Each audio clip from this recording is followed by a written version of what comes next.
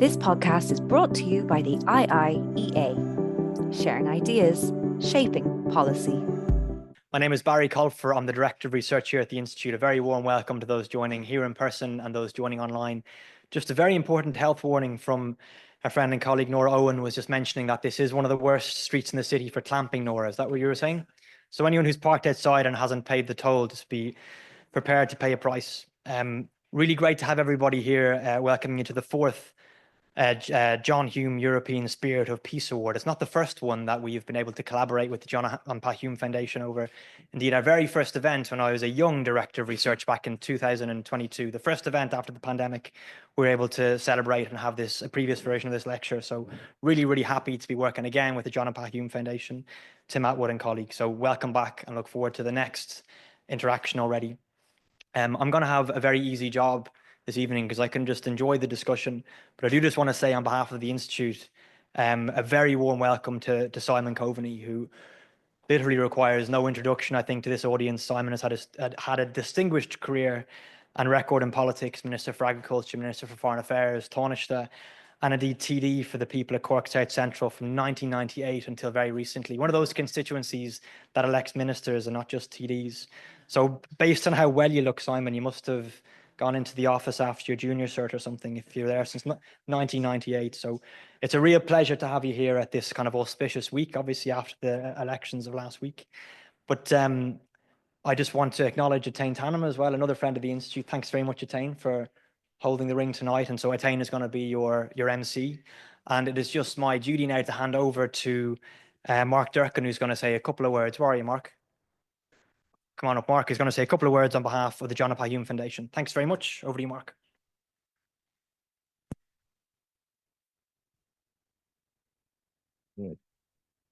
Okay. Thank you very much, Barry. Can I thank Barry and colleagues at the IIEA, and including Alex White, for hosting us here this evening for the John Hume Spirit of Peace lecture.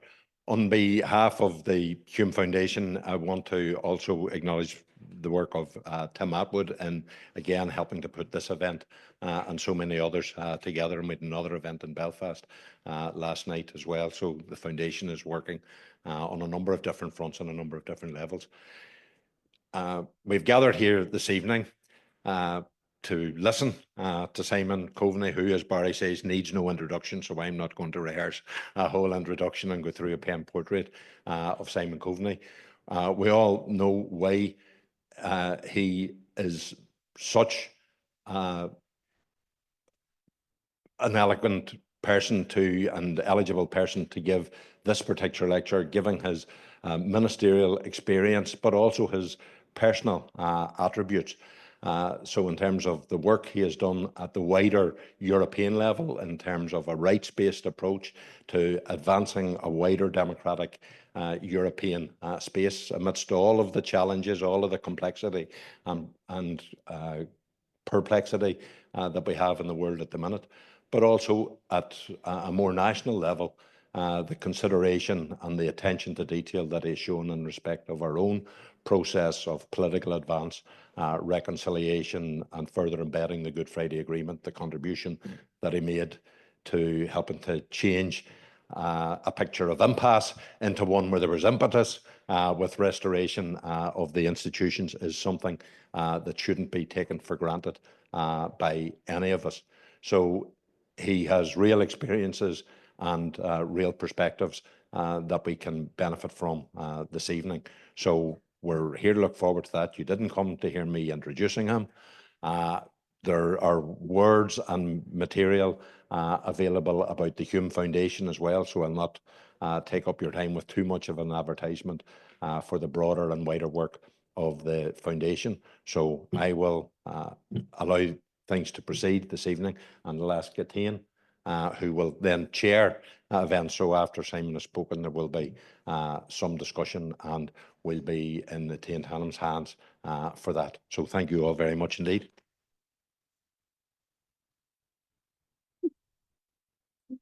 Unfortunately, the first thing I have to say is I can't move from this chair because of the microphone, because I've no pockets. So I'm sorry, I feel it's very undignified and disrespectful. to Mr. Coveney. I do want to say briefly about, firstly, to welcome Simon Coveney, Mr. Coveney, and to thank the IIEA and the John and Pat Hume Foundation as well. It is an honour to be here, and I think very good timing to reflect at this time as well on the past Brexit years. I am going to have a little biography of Simon Coveney's experience and also of the John and Pat Hume Foundation, just to, I suppose, remind everyone of the origin of this lecture at the Spirit of Peace, which is in partnership with the John and Pat Hume Foundation and recognises those who have demonstrated a strong commitment to European Union principles. In this day and age, I wonder, should I say positive principles?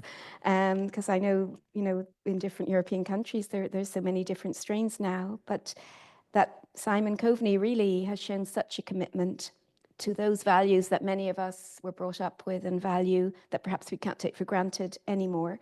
So it's an honour really to welcome you here and to hear your thoughts.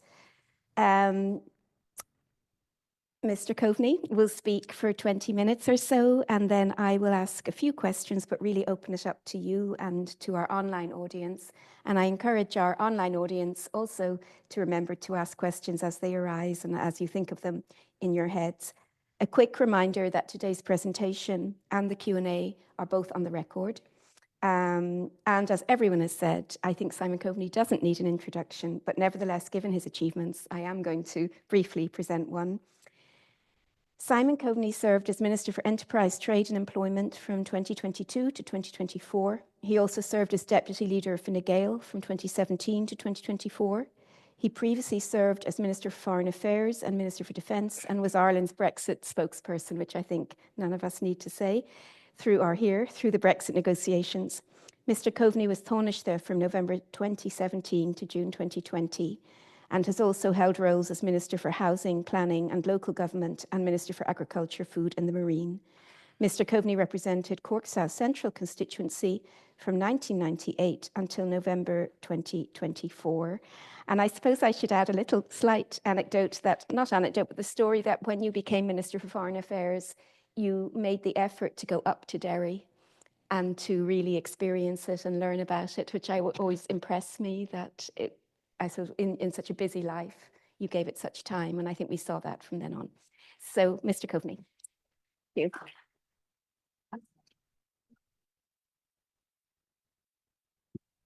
Well, good evening, everybody, and nice to see lots of faces I recognize in the audience, and thank you for taking the time to be here.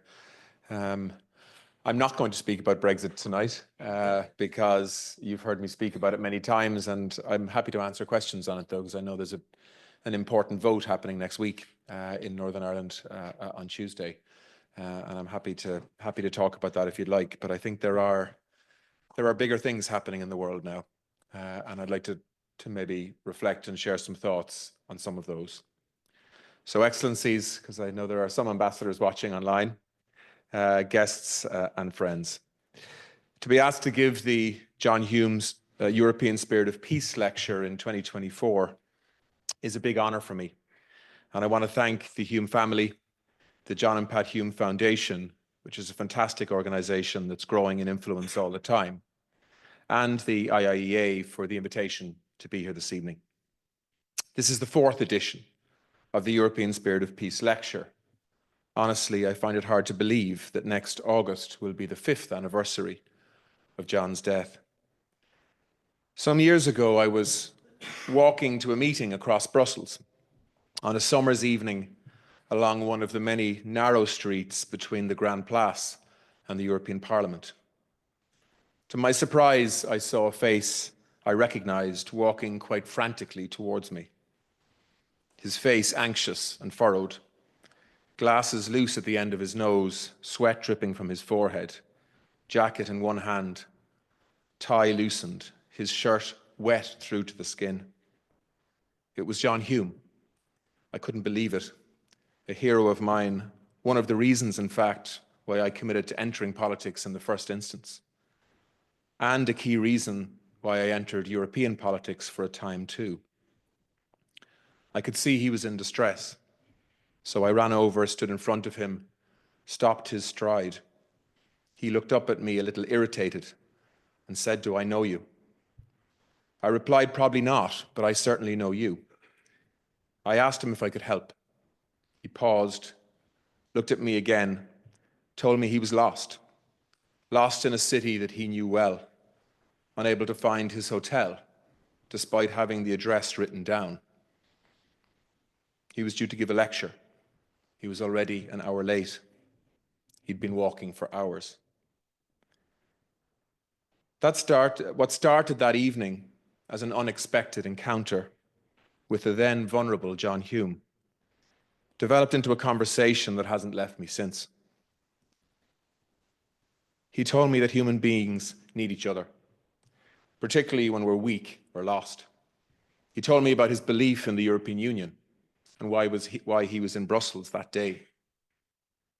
He told me that story that many of you have heard many times, but when he told me it in person, it was more powerful.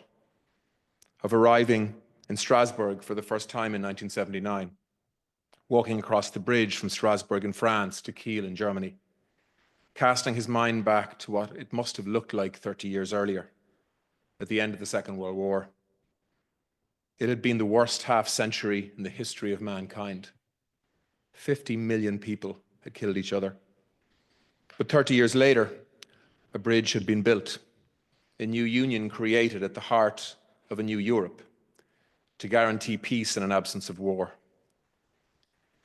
It was like he wanted to impart wisdom to a stranger he'd just met. I'm told by those close to him that he did that a lot, but that day I felt special. He told me the European Union is the best example in the history of conflict resolution, and he outlined the principles at the heart of it that he said should be sent to every war-torn region in the world.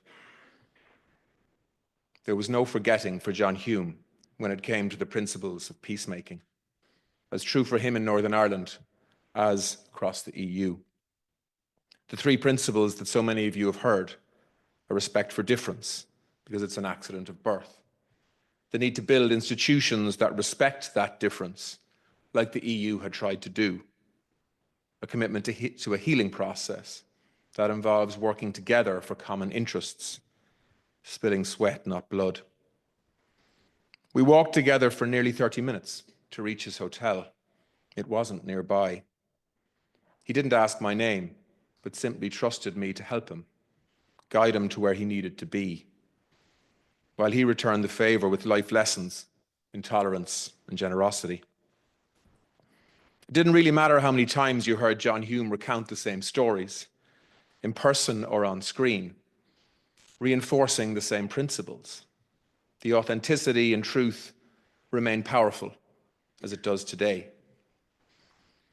I remember the conversation was so compelling for me that when we arrived at his hotel, we kept walking together to the elevator and all the way up to his room. As he opened the door, he looked back at me, still a little disheveled, but more relaxed now. He thanked me for my help. He smiled and said, "I do know who you are, by the way. I remember meeting you in Cork. Good luck for the future." Obviously, Cork made a big impression. That conversation, that focus on conflict and how to bring it to an end, seems more relevant now than ever. You get the sense that much of the world has lost its way, with tension and conflict rising, forgetting what should be familiar lessons of history. Despite knowing what it takes to prevent and end conflict, the path we are on is surely pointing in the wrong direction today globally. The international community has somehow facilitated the emergence of another dark period of human history, including on our own continent, where escalating conflict has the capacity to spiral into something even more brutal and savage than what we've already witnessed in recent years. Ireland, through a new government in 2025, needs to think very carefully about how we position ourselves to protect our own interests and our people, but also to maximize our influence on global affairs as a force for good and a credible voice for peace. Europe is at war again. The horrors of Russian aggression in Ukraine is fundamentally changing European politics.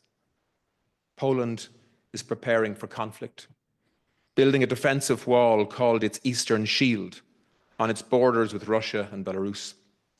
It will spend $2.5 billion on 7,500 kilometers of fortifications, equipped with warning and detection systems, sophisticated logistics bases, anti-drone systems, and anti-tank ditches. Polish Prime Minister Donald Tusk said, "Everything we do here on the border is aimed at deterring and discouraging a potential aggressor." So it's really an investment in peace. This is the largest project of its type in the history of Europe since 1945. Sweden too is preparing and has begun sending millions of pamphlets advising residents how to prepare for possible war. Finland, likewise, has launched a new public information website to the same effect. Defence spending in virtually every EU country has increased significantly, and NATO ministers are meeting as regularly as EU foreign ministers these days in Brussels. Power and influence in our union has shifted to the east, as historic and current threats from Russia have become central to so much of EU thinking and decision-making, not just on defence. Ireland needs to get real on the security and defence debate within the EU if we are to remain credible and influential. As I said, not only on defence issues, but on many other political choices too. If I'm honest, the debate on defence in Ireland is simply not in tune with the realities that faces Europe today. We are outliers, and some would describe us as freeloaders. Getting things done in the EU is about alliances. It's about trust and solidarity. As we found out during the Brexit years, when our vulnerabilities were exposed and we needed the support of others. We need to be much more plugged into the political and security fears being felt by many of our fellow EU member states. Solidarity means to mean something beyond words, to be real. Our purpose, of course, must be focused on peace, not war. But to be heard and to be anyway influential within the EU, serious engagement on common security and defence issues is imperative. Ireland must play its part and be seen to play our part. 2 weeks ago, I was with the ambassador of Japan to Ireland in Cork, as it happens, opening an extraordinary exhibition reflecting on Hiroshima and Nagasaki, nearly 80 years on. On the 6th of August 1945, an atomic bomb was dropped on Hiroshima, resulting in the immediate deaths of 80,000 people, 140,000 by the end of that year. 3 days later, a bomb was dropped on Nagasaki, killing 40,000 immediately, 70,000 by the end of 1945. The catastrophic consequences altered the very fabric of society in Japan. In our current geopolitical climate, particularly in Ukraine and across the Middle East, historic lessons should remain very current. Escalating conflicts involving military superpowers have the potential to spiral into situations where the use of nuclear weapons is again being threatened. The line between conventional warfare and a justification for nuclear confrontation can be blurred when a country's core interests are threatened, whether that's perceived, manufactured, or real. In truth, Ireland has limited influence on the outcomes of large-scale conflict. But we must use that influence wisely to prioritise dialogue over escalating confrontation. We must be part of international efforts within and outside the EU to face down those who seek total victories through force of arms, allowing fear and aggression to dictate their actions. We should be open to using whatever tools are available to us: international courts, UN bodies, EU institutions, bilateral relations, partnerships, trade tools, and sanctions, where possible. We must respect difference, but also insist on accountability and the protections of international law, even if that means uncomfortable truths. Today, history is repeating itself. Hundreds of thousands dead in nearly 3 years of war in Ukraine. One aggressor trying to force its will on another country, fighting for its very survival. In the Middle East, a war that started with a savage terrorist attack has become an indelible stain on the international community's ability to protect civilians from a brutal war in Gaza and Lebanon. In Syria, too, conflict is escalating again, with outside influence funding and arming warring parties in the northwest. The civil war in Sudan continues to kill tens of thousands, again supported and funded by outside interests, and is largely ignored by international power brokers. The human cost of these conflicts is shocking. Take this fact into your mind's eye. The most frequent age of people killed in the war in Gaza is below 9 years of age. I'm sure it was never the intention, but this has been a war on children. On average, almost 50 children every single day for an entire year have been killed. This is what human beings are capable of when conflict goes unchallenged, when difference is not respected, when international institutions don't work, and when there is no common purpose. Of course, diagnosing the problem is a lot easier than finding pathways to peace. The politics of conflicts around the world is complex. Added to that, the reality that the truth is the first casualty in every war. So it's always hard to know what exactly we're dealing with. But Ireland is and must continue to form positions on world affairs based on strategic alliances and EU principles, of course, but also on the basis of international law and the UN Charter, things that we thought we could take for granted, at least in the democratic world, but not so today. That's how the Irish voice remains credible, consistent, and I hope respected by most.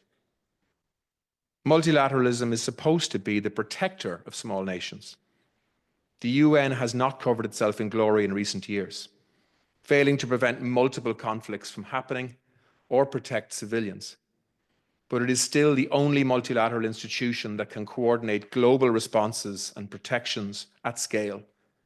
And we must speak up when the UN is being undermined or discredited for political or propaganda purposes, often by countries that should know better. I fear we will see a more polarized, transactional, divided geopolitical landscape in the months and years to come. Ireland will be pressurized to make choices linked to other countries' agendas. We need to make our own choices on the basis of a foreign policy that has served us well, committed to the EU and UN, consistent with international law, signed conventions, and international court rulings, regardless of the inconvenience of some of that.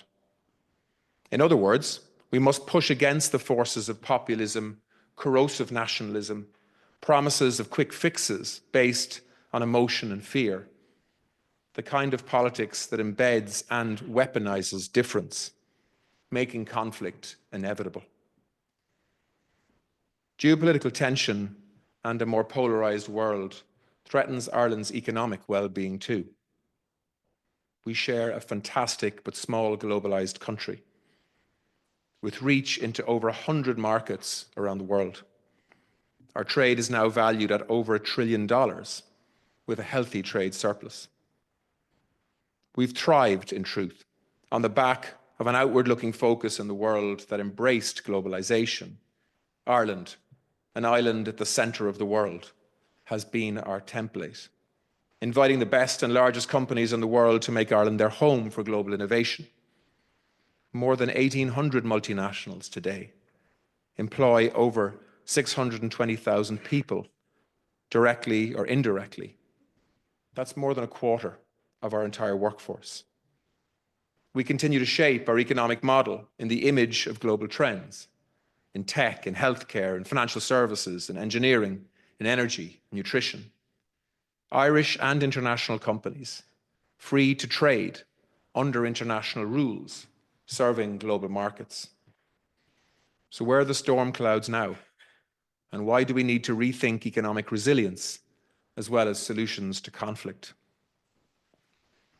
Many of us are closely watching the taking shape of a new Trump administration with curiosity, knowing that a new policy direction matters for Irish interests. Some key picks that I think we should take note of. Secretary of State, Senator Marco Rubio, an able politician, very hawkish on China, Iran, and the Middle East, voted against the last aid package for Ukraine and talks of the need for difficult choices to end the war there. Wants to prioritize the Indo-Pacific.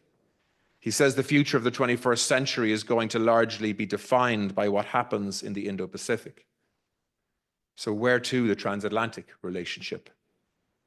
Treasury Secretary Scott Bessent, Wall Street financier seen by many as less radical than others, talks about a new golden age with deregulation, low-cost energy, and low taxes, but also very focused on ending trade imbalances. The US doesn't have a trade deficit with many countries, but it has with us. Commerce Secretary Howard Lutnick, the man to spearhead the administration's tariff and trade agenda. He's already been busy threatening significant tariffs on Mexico, Canada, and China. He has specifically spoken about Ireland running a trade surplus at America's expense. Energy Secretary Chris White, an oil and gas industry executive. He says he will fulfill the campaign promise of drill, baby, drill to maximize US oil and gas production. He's recently posted a video saying there is no climate crisis, and we're not in the midst of an energy transition either. So Ireland must prepare for a friend in the White House who sees the world very differently to the way we do.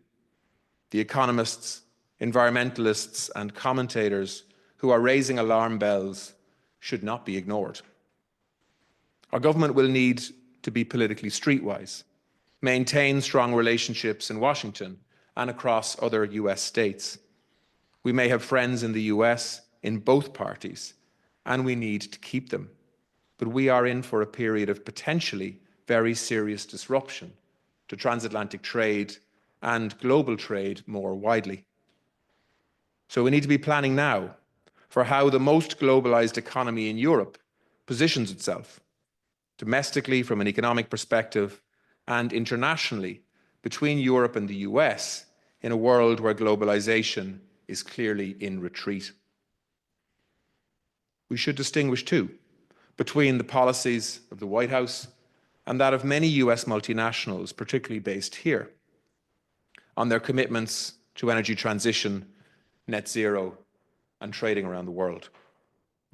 The EU and Ireland should also be strengthening trade, security, and political relationships with our closest neighbour in the UK, in the context of a very different policy direction on both sides of the Atlantic. The UK is a valuable and important ally for Ireland and the EU, and that is the way we should see them. There are opportunities, of course, for Ireland, particularly in attracting FDI looking for political certainty, stability, and predictability. And I was relieved the electorate agreed to maintain that stability last Friday. A few negotiations yet, but you would expect it'll work out. 2024 has been a year of elections around the world. Around half of the world's population across 70 countries have held national and significant elections. The results mean a deeply divided global outlook on so many of the world's key drivers and disruptors. The direction of travel is anything but clear. And by the way, that goes for the European Union as well as it does for other parts of the world. This idea that we are not going to be challenged by difference in terms of perspective and ideology and politics within the European Union is something that I think needs a reality check. For a globalized, connected island like Ireland, we need to protect what we've built, but also be agile and willing to adapt to new realities, threats, and opportunities. So let's not forget what served us well: EU membership, a deep commitment to multilateralism and protecting it, a willingness to call out breaches of international law, and an insistence on accountability without double standards, and a constant focus on dialogue, compromise, and peace building. I think tonight, but more generally, it's time to remind ourselves of the values, humility, and politics of John Hume. Thank you very much.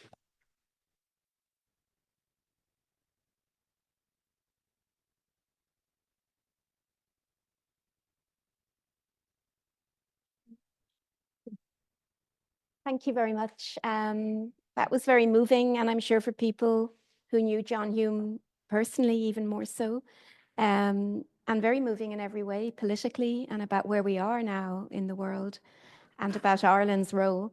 I have a couple of questions, and although Northern Ireland is my area, I'm going to try and avoid it a little because you said you wanted to be more international.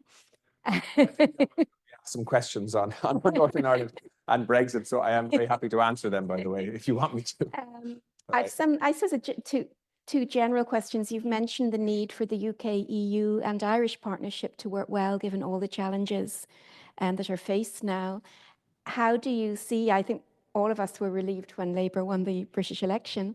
I suppose, how do you see the state of the relationship now, and what are the challenges ahead? Well, look, I've always believed that the closer the relationship between the UK and Ireland, the better. The stronger the UK is, in many ways, the better for Ireland in terms of economic opportunity, trade, political relationships, and so on. In truth, the Irish and British relationship was strained to an extent that I certainly hadn't seen in my political lifetime during the Brexit years. I don't believe the Irish vulnerabilities, if you want to call them that, were respected to the extent that they should have been, and that created a lot of tension. And I think some in the UK, in the previous government, I think saw Ireland as a sort of a blocker and a barrier to what they wanted to achieve, and that created tension and frustration. I have to say that since we managed to get agreement around the Windsor framework, a lot of that tension has changed the tone and the relationship between two governments. And certainly after the British general election, I think Prime Minister Starmer is somebody who likes Ireland, knows Ireland, travels here, has travelled here regularly, has spent a lot of time in Northern Ireland. I think he has an understanding and an interest and a sense of responsibility towards that relationship perhaps we haven't seen for a while. I mean, I think if you think about it, I was a foreign minister for 5.5 years. During that period, there were 4 British prime ministers, 5 foreign secretaries, 6 secretaries of state for Northern Ireland, and 7 Brexit spokespeople. So when you think about that for a second, it's very hard to build a trusting relationship with a government that is chopping and changing and in chaos at times. That doesn't mean that they were bad people. It just meant that the relationship was very difficult. And I think the stability that we're seeing now will allow. That's not to say that the current British government don't feel pressures. They do, but they have a big majority. And I think one of Keir Starmer's early decisions was to meet the Irish Taoiseach to come here and to try and reset, if you like, the relationships between the two governments. So that's really good. We're going to have an annual meet between the two governments, which is agreed between the Prime Minister and Taoiseach. And I think that is going to focus both governments on trying to make that relationship work, prepare for it properly, and look at the bilateral relationship through a different lens. So all of that's really good. But I do think that the election in the US is going to potentially ask of the UK some very awkward questions from a trade perspective. The US is a very important partner of the UK, just like they are for us. And already we've seen some people who are very influential in the Trump administration almost goading the British government in terms of their policies and their choices. And we've heard this sort of confrontational style, which is, choose our way rather than the Europeans' way, and this type of stuff. So I think we're going to see a bit of that, and that's why, for me, I hope Ireland can be a real friend of Britain in the European Union, and I hope we can be at least partly a catalyst to improve that relationship, because I think a lot has changed since Brexit. This isn't just about, a single market protecting its integrity. This is also about broader security questions in the context of our continent and Britain's key role in those discussions, as well as obviously trade. So look, I'm optimistic that we're in a much better place than we have been for a number of years. And I know that whatever new government is formed, presumably in January, we'll see a big effort, I think, in trying to continue that momentum that's positive. Because look, we will face difficult challenges in Northern Ireland, for example, at times. And when the two governments are working together, I think most people here, and there's a lot of experience in this room, but when the two governments have a good relationship, are working together, when the Secretary of State is working closely with his or her counterpart in Dublin, that's generally when Northern Ireland works too. Yeah. But when different parties look to different governments to try to reinforce positions on things like legacy, for example, that's when we create division and tension. And the political system in Northern Ireland is, from my experience, often isn't able to deal with some of those divisive questions on their own, which is why the two governments need to be part of the discussion. And that partnership and cooperation between the two governments has been very absent during the Brexit process, which I think is regrettable, but fixable. Thank you. It's positive. My second and last question, if I have time. I was reading, I think it was probably 2 years ago, Brian Feeney, which I'm sure some people know here personally, I don't know him, writing in the Irish News that the Shared Island Initiative and the way I think many of us were, again, brought up to believe in certain values that Mr. Coveney has stated so clearly from John Hume, that that's old hat, that was the 90s. And because of the challenges that you've talked about, we need to, in a way, those of us who differ need to move on and accept that unification is or reunification is how the world is now. It's a realist world. So I suppose I was quite upset by that, but you seem hopeful that those with different approaches might be able to still have influence. Yeah, so I mean, I think the focus of everybody in this island in the short term needs to be on rebuilding relationships, on trying to ensure that the institutions of the Good Friday Agreement can function, that the dysfunction of the last 6 or 7 years is addressed by as much positivity as possible.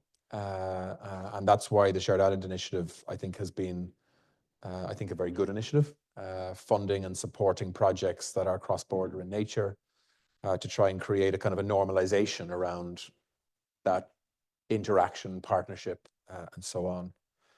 I don't think we should dodge the question of constitutional change on this island. I think we need to be honest about it, but I really think we also need to be generous too.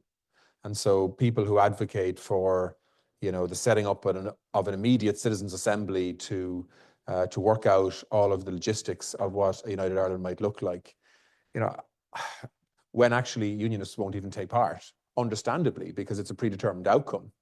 I don't think that's helpful. But I have to say, I see, Irish people north of the border as Irish as I see myself. They are Irish people. That's their right under the Good Friday Agreement in terms of recognition. And the aspiration for constitutional change is perfectly legitimate, just like the aspiration that wouldn't happen is legitimate too, in terms of a unionist mindset. So for me, I think the focus needs to be around how do we interact with each other? if we believe the demographics are going to change the picture in the future in terms of a potential majority looking for constitutional change, well, then there's a real onus on the people who believe that majority will come about to be generous in terms of what that change might look like, as opposed to being divisive with this attitude of times are changing, get on the train or we leave you behind. You know, I think that is the kind of almost aggressive approach towards it that actually results in a lot of members of the unionist community being very fearful. And so we need to avoid the kind of triumphalist approach to sort of winners and losers. And I think, you know, John Hume's teaching around trying to get a Good Friday Agreement where there was no winners and no losers is actually, you know, I think a good lesson. But certainly I think for the foreseeable future, while of course the new Irish government needs to prepare for all eventualities and think about what they might look like, I think we also need to primarily focus on trying to build some trust, so that people who are fearful, perhaps for the wrong reasons, can have some of those fears addressed. You know, I don't believe the unionist community has anything to fear from a government in Dublin. Certainly, but I don't believe that many in the unionist communities believe that to be so. So there is a need, I think, for real effort and generosity. And I think the starting point of that should be, we have an agreement. We have institutions that haven't fulfilled their potential. We need to focus on that. And let's see where it takes us in terms of change in attitudes in Northern Ireland.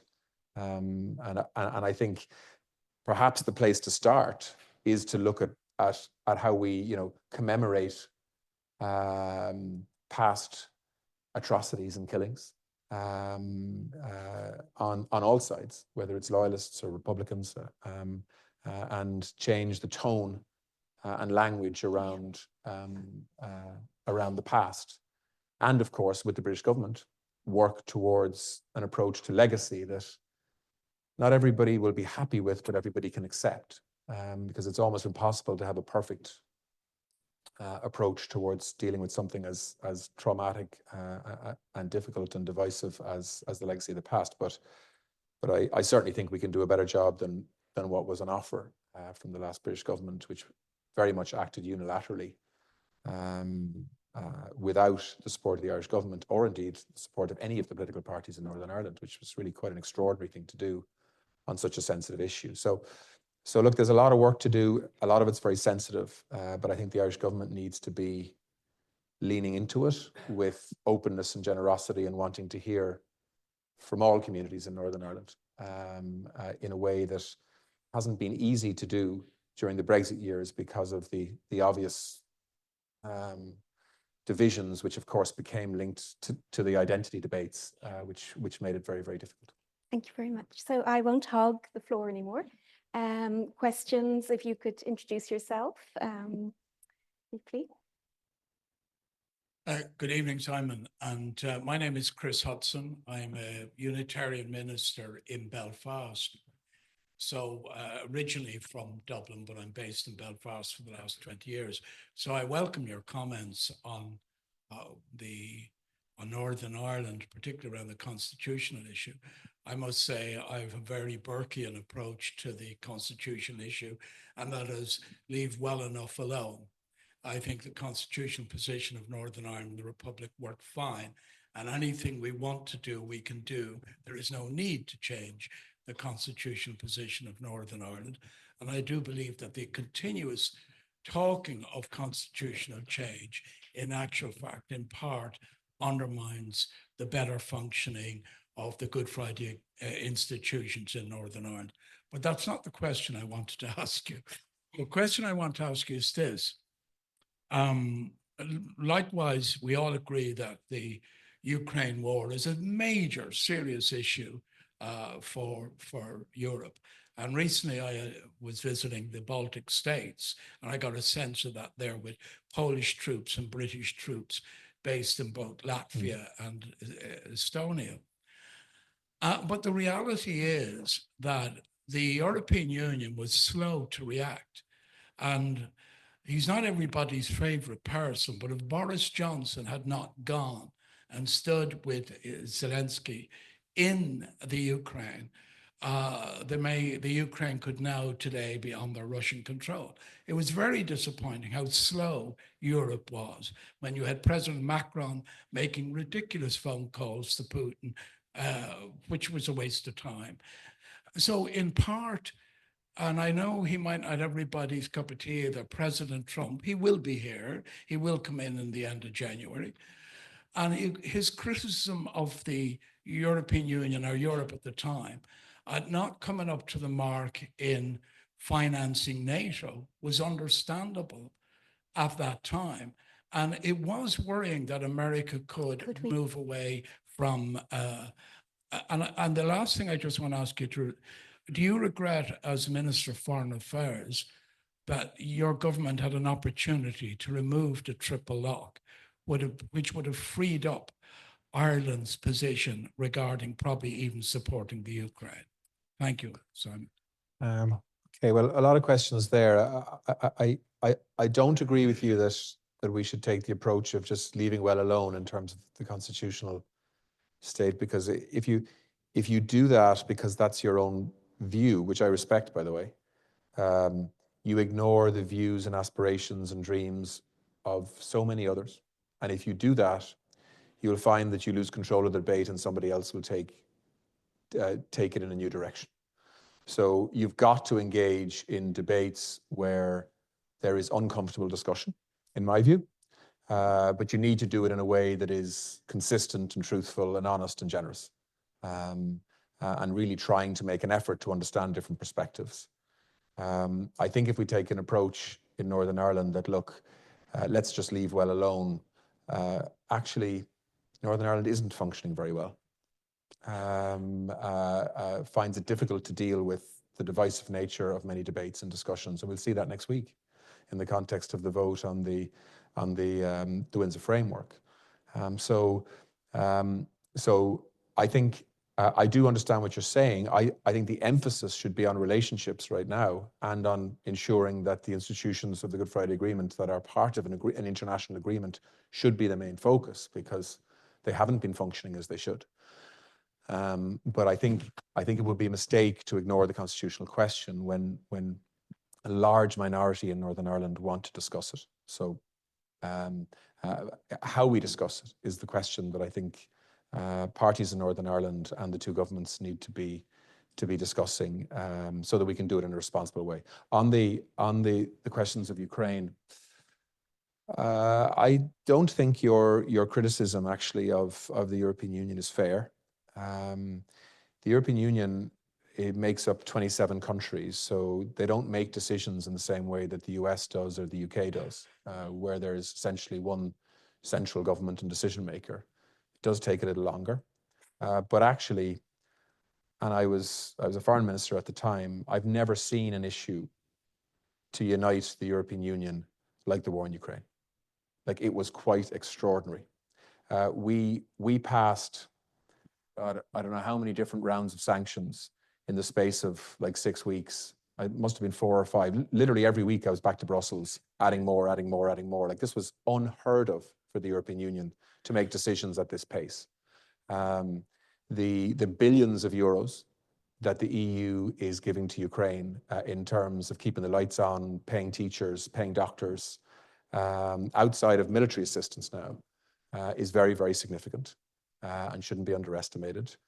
Boris Johnson was very proactive, that's true, in terms of giving support and solidarity in terms of military support to Ukraine.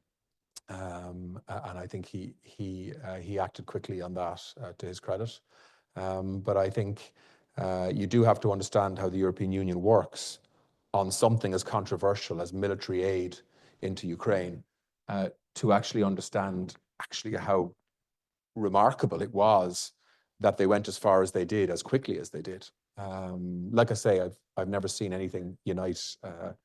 And if you actually look at and I talked about it earlier in my speech, the drivers and influencers within the European Union have shifted to the east. Poland is a much more influential country in the European Union now than it was a few years ago.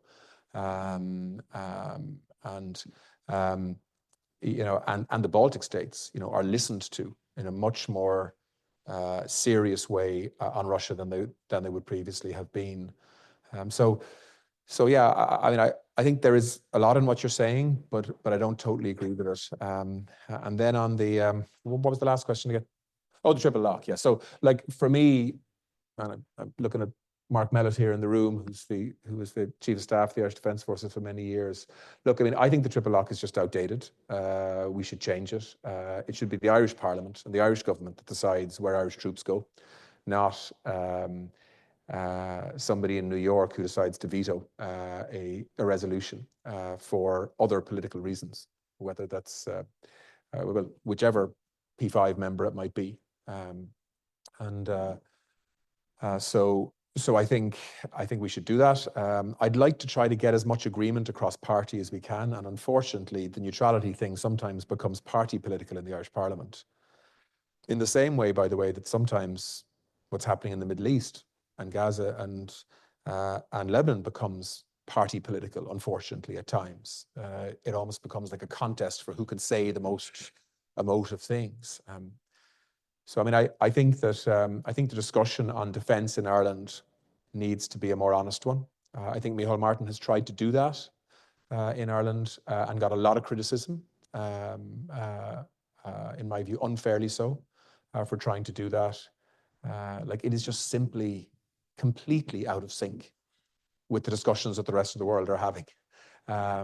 Irish neutrality, I think, well, Irish non-alignment, because I think that is the more accurate term. We're not neutral. We're not neutral in the war in Ukraine. We're not neutral in relation to the Middle East conflict. We're not neutral in relation to defending EU values. We're not neutral in relation to protecting Irish interests. But we are non-aligned militarily. I don't advocate for Ireland to join NATO. I don't think that's necessarily a particularly, you know, positive asset for NATO or for Ireland. I think we can do a lot outside of NATO, but we certainly should be very much involved in common security and defence discussions within the European Union. And we are, by the way, but I think we need to put a lot more resources into that, given the size and scale of Irish territory and Ireland's relevance in terms of our geographic position on the west coast of the European Union. So and look, it's not a big secret. Like when I was Defence Minister, we put together a commission on the future of the Irish Defence Forces, which effectively called for a doubling of the defence budget in Ireland. And I hope this incoming government will see that through, because that's at least what we need. You know, and a whole range of other things, so that we're seen to be and being serious about this issue. Threats that we just didn't think could materialize 10 years ago are now very real in the world today. And that's not to be sort of naive about it, but it's just true. And Ireland is a wealthy, modern country. And actually, in particular, if we're not aligned militarily, well, then we have to have at least basic capacities in terms of defence and intelligence and so on. And we do have some capacity, but in my view, it's not sufficient for the world we're living in today. And that's why we hear commentary of Ireland being a freeloader and so on. And I think that's sort of frustration coming from other countries, that they'd like to see a country as wealthy as Ireland investing more in collective EU security issues. Thank you. We're very short of time, so we're very short of time. So for the next people asking questions, could you keep it to a question? Yeah, and I'll try and keep the answers a bit short. You've a right to speak, and it's actually great to hear such a candid response. So I think there are no problems there. But we do need people not to give commentaries, just to give questions very concisely in a sentence or two max. So I'm sorry about the time. We need hours. I think you were next. There's a couple of people in the back there. Oh, okay.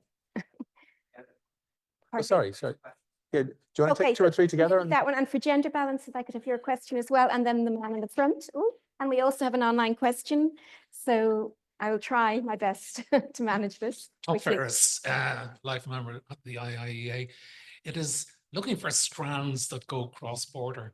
And in that context, it was interesting recently where a program called DESH, Disadvantaged Children, went cross-border with the assistance of the Shared Ireland Fund and Minister Foley and Minister Gavin.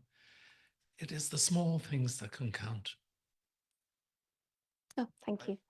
Okay, so Agreed.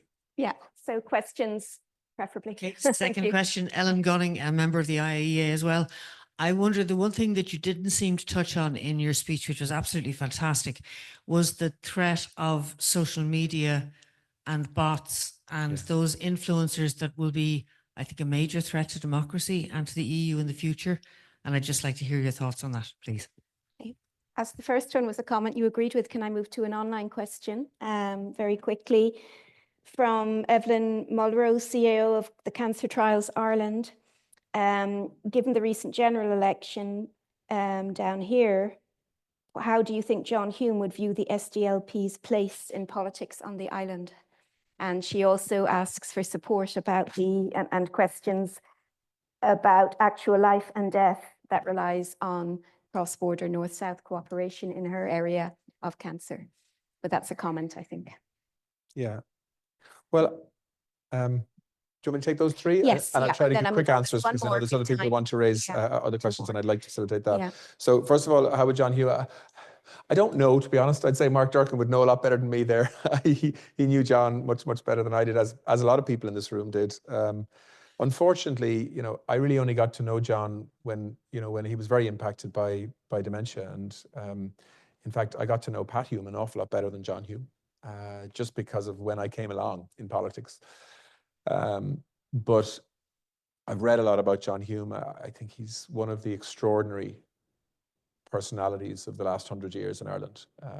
And actually, as time goes by, I think people will begin to treasure him even more, which is why I know that I've been working with the John and Pat Hume Institute on trying to build something in Derry that would be a sort of a fitting tribute and reflection on John's thinking, actually, as opposed to individual events, because I think it's an important political philosophy that is losing traction around the world today. But I mean, the SDLP is under new leadership. I think she's a super new leader. I really wish her well. I know Claire very well, and I wish her well. I think the SDLP is a very important force for good on this island, north and south, by the way, which is why the relationships that the SDLP has with parties like mine and Fianna Fáil and the Labour Party, and I presume the Soc Dems as well, is something that I hope they'll continue to prioritise, because it's important. And many people in my party actually have learned about the complexity of politics in Northern Ireland. I suspect, Nora, from SDLP friends and colleagues who speak very candidly to them. Certainly, I've learned a lot. In terms of Ellen, yeah, look, I mean, I was actually going to talk. I gave a speech a couple of weeks ago about what I described as the sort of the 5 mega drivers of disruption in the world, and technology is very much one of them. In truth, the political process is really struggling to deal with what technology is now capable of. Like, it's very hard to know when you read on your phones political messaging on social media platforms what's true and what's not. Like, it's really, really hard to know. It's put huge pressure on mainstream media to be much more sensationalist, to be much more emotive in terms of their headlines, their photographs, to be much more immediate. And that, in my view, has had quite a corrosive impact on political discussion and dialogue. And what sells is actually division. It's emotion, it's anger, it's humor. It's not actually just informing and providing context around certain decisions. And so I think mainstream media, but also the political system, everyone's trying to get a handle on how to use new technology more effectively. And because of the competitive nature of politics, that means taking risk. And we are, I think, chasing the pace of change with inadequate regulation to try to actually avoid the use of technology distorting democracy. And like I would say, the biggest threat to democracy today actually isn't populism or any political philosophy. It is actually the pace of technology and changing the way in which political debate is interact. I mean, if you look at, for example, how it's used around the migration debate in Ireland, you know, this country was very self-righteous up until a couple of years ago around the politics of inward migration, commenting on countries like Italy and many other countries in the West, on the eastern sides of Europe, who were struggling to deal with migration and, you know, putting up fences and taking hardline positions and so on. Well, Ireland faces that debate now, as does Britain, as does, you know, but if you see how social media is used to actually, you know, to turn, you know, what are sometimes minor incidents into huge points of tension within communities. And political parties have taken the view, well, you know, if you can't beat them, join them, you know, in terms of how you create emotive messages and so on. And I just think that as we move into an AI generated communications world, yeah, who knows where it's going to take us in truth, but it's a huge disruptor. There are fantastically useful tools that come from technology and new comms, but there's also huge risk, I think, and we've seen that, and you know, Noreen and Mark in particular will know just how much resource is going in to try and impact and undermine election results in different parts of the world. You take Georgia, for example, like extraordinary pressures being funded from outside, looking to undermine democracy. And it's a big issue that I think the European Union collectively is trying to give leadership on. Ironically, when you give leadership in this space and you introduce regulation, you're then accused of actually undermining innovation. And you start to lose a lot of the research that actually goes elsewhere because they fear regulation. So there's this constant balance between appropriate levels of regulation and at the same time encouraging and supporting you know, innovation and new technologies. So it's a very difficult debate that I could have spent a long time on tonight, but I decided there were other things I needed to say. And then look, Tom, I agree. Desh, great example. By the way, healthcare is one of the great examples of cross-border cooperation. You know, whether it's people leaving Bandon in West Cork to get their cataracts done in Belfast, or whether it's children coming from Northern Ireland for specialist treatment in Dublin. You know, there's been great cooperation on healthcare. Auckland Hospital in Derry, a really good example, which the Irish government has partly funded because, of course, it's treating loads of patients from Donegal. So look, I'd like to see more of that, you know, I know some people when I look to do more on a cross-border basis, you know, I get sort of conspiracy theorists thinking, oh, this is sort of creeping unification. Like it's not. It's just trying to create normal relationships. Like we've had, agriculture, by the way, is probably the best example of all. Farmers just buy and sell to each other. Do you know what I mean? Across the border, and they have been doing for years. So yeah, we need to focus on that practical cooperation. And Desh, by the way, is a great program in Ireland. And one of the things I've learned spending a lot of time in Northern Ireland, and many of you will know it, is that there are deep divisions in society in Northern Ireland linked to educational disadvantage, particularly in loyalist communities, actually. And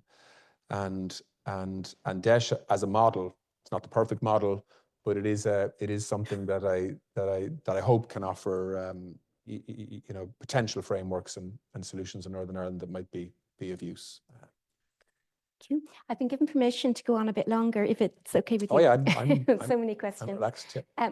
This gentleman in front has been waiting patiently, so and then your question immediately. We'll take two together. Yeah, Simon, just to say thanks very much. My name is Mark Millett. I'm a former Chief of Staff of the Defence Forces. And thank you for your dystopian security environment assessment. Somebody needs to call it. And against that background, and you mentioned the strengthening of the institutions in the EU, do you see the political will to strengthen bilateral defence relations with the UK, our nearest European neighbour, and strengthen our bilateral relations with the US, our nearest transatlantic neighbour? Thank you. Thank you. Next question. Again, briefly, thank you. Matt O'Neill, IIEA. You mentioned next week's Windsor Framework vote. Yeah. I wanted to ask, how do we flip the discussion around being from traditional divisions in Northern Ireland to it actually being about a vote on foreign policy that has been given to a devolved nation with a lower capital F, essentially? It's a huge vote, lack of really a lot of knowledge around European issues, I find, within the sort of political system. And it's going back to the old traditions and narrative rather than actually talking about it in a new way, impacting. Thank you. Thank you. Yeah. So both questions. Do you want to take those? Yeah, Mark, if I'm honest, I think any Irish government will be cautious in this space. You know, there is a lot of historical baggage in terms of defence cooperation with the UK, linked to Northern Ireland primarily. Having said that, I mean, when I was a defence minister, I think I was the first minister to sign an MOU with the UK on defence in terms of joint procurement. I mean, look, obviously their procurement is 100 times the size of ours and more. But, you know, we have an obligation to get value for money in terms of what we're buying. And we have an obligation to ensure that we have interoperability in terms of our equipment with other European countries, which effectively means NATO standards. Because we may well be on peacekeeping missions, on peace training missions with the UK, unlikely to be with the US. But the truth is that for Irish soldiers to be safe, they need to be training with, using similar equipment too, and understand the systems that are used by NATO forces around the world. So that if we move in, like we did in the past in Afghanistan when Ireland came in specifically for a demining program, that actually we were working with people who undergo the same type of training systems that we have. So I think that as we spend more on defence because we need to, not because we want war or we want conflict or we want tension, we need to protect Irish core interests. You know, whether that's cybersecurity, whether it's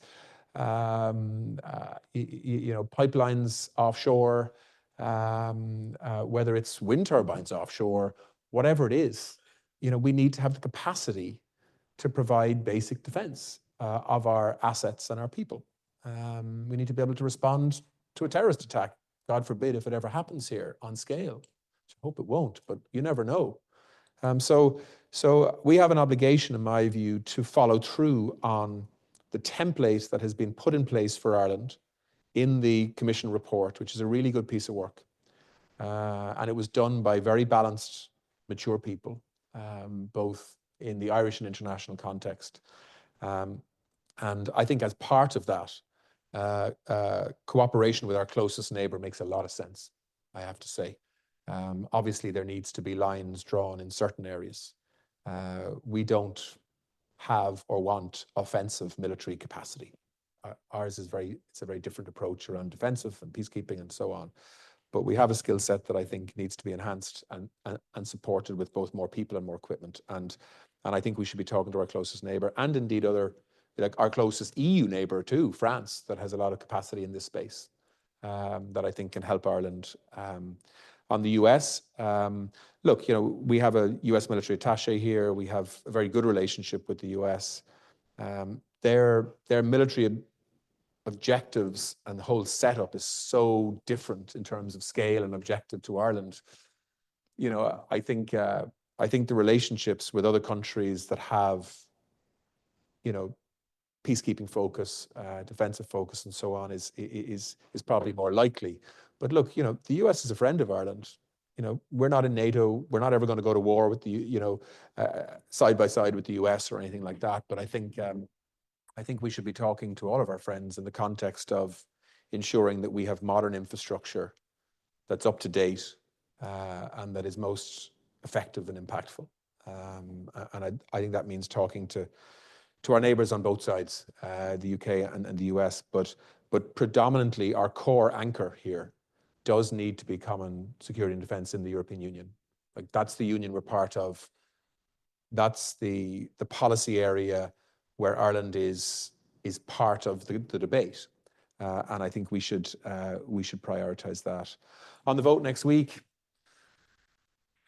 you know, unfortunately, this vote I don't think is going to be about the detail of the Windsor Framework. Unfortunately, it's going to be, for many people, an expression of political identity again.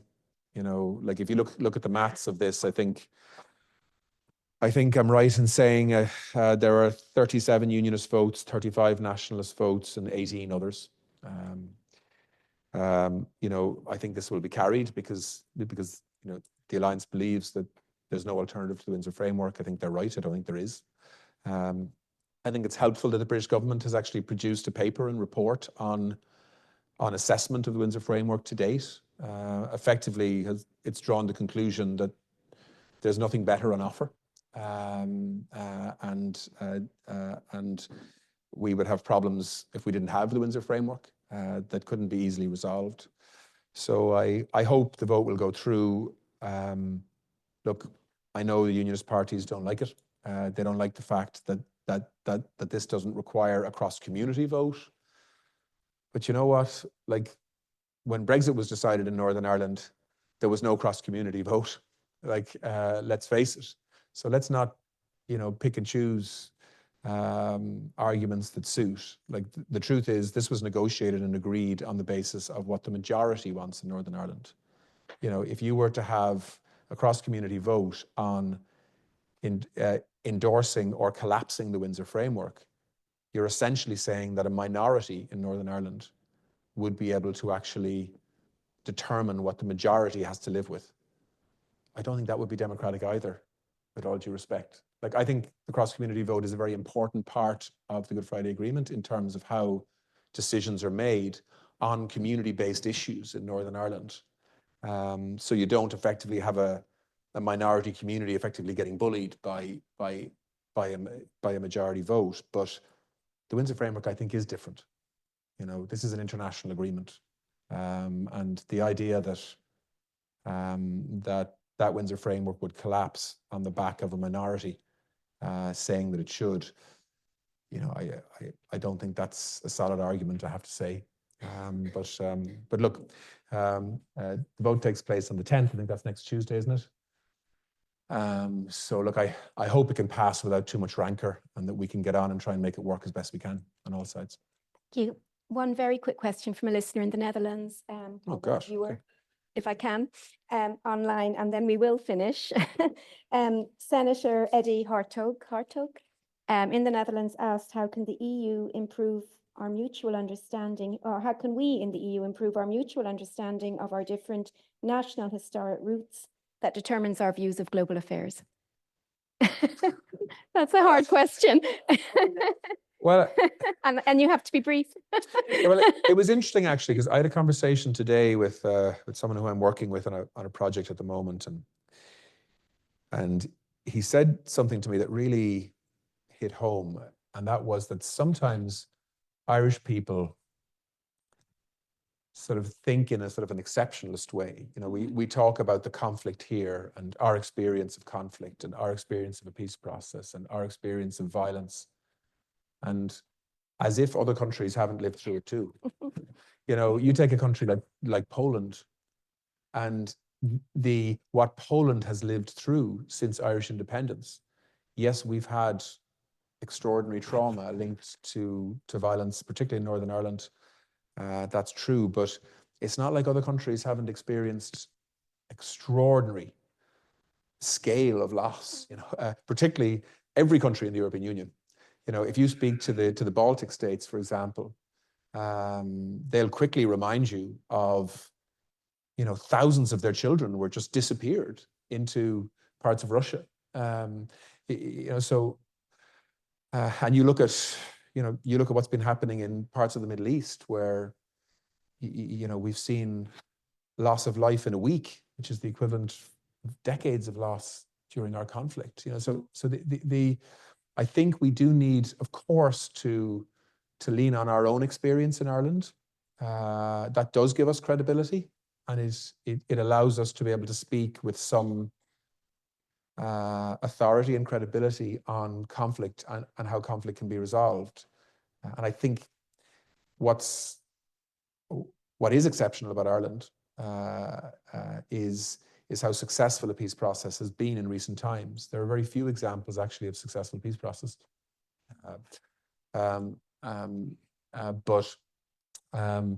But I think we should also remember our European history as well as our Irish history when we are positioning Ireland as part of this security debate within the European Union, because as I said earlier, solidarity in relationships is what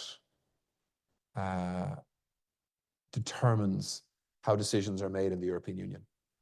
Banging the table and screaming and shouting really doesn't make any difference.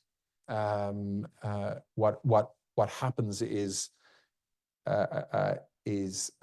within the European Union is alliances, relationships, trust that's built over time, solidarity that's shown by a group of countries towards a country that's vulnerable, that's then returned when the shoe is on the other foot. And like, just to say, I mean, I spent an awful lot of my time as a foreign minister, as a Brexit spokesperson, traveling to the capitals of Europe. I think we brought, of the 27 countries, or well, 26 countries, I think 21 of them sent foreign ministers to Ireland to physically go and see the border. Like, it was quite extraordinary when you think about it. Like, to leave Malta or Cyprus or Greece to come to the Irish border to try and understand the vulnerabilities of a member state that really, its interests have no real relation to your interests, you know, but because we were a member of the European Union, there was a solidarity that was there. Like, I think we need to remember that. And we need to remember the solidarity that we saw coming out of Paris and Berlin, when actually I'm sure they were under huge pressure from a British government to think differently. And that was because people saw a real and genuine vulnerability linked to a peace process, linked to something that was not of Ireland's making, but Ireland was being forced to deal with. You know, and when we now look at the real and genuine threat the Baltic states, Nordic states, states on the eastern borders of the European Union feel towards what's happening in Ukraine and the aggressive nature of Russia's behavior and their history in the context of their relationship with Russia, we really do need to think about how Ireland can be an EU member state that actually shows solidarity, as opposed to being overly self-righteous or so there's a balance there, because that doesn't mean that you can't hold your own opinion. You know, we do need to do that because Ireland needs to be a distinctive voice around conflict, but we also need to do it in a way that I think reflects the trauma and anxiety that a lot of countries are feeling right now, and not least Ukraine itself, which I think Ireland knows an awful lot more about now than we did 4 years ago. So I'm just trying to sort of make the point that sometimes, and this happens because we're an island to the west of another large island, and so the European Union, in terms of the mainland, if you want to call it that, sort of feels quite a long way away. And that's why in Irish debate you often hear, well, this is what Europe wants us to do, as if we're not Europe. Yes. You know, like, you never hear that when you're in Luxembourg or in Belgium or in Lithuania, or and so we need to, I think, counterbalance that island mentality of sort of separation and only looking to Europe when there's something to gain. You know, we are the European Union, and we need to protect and support member states when they're vulnerable.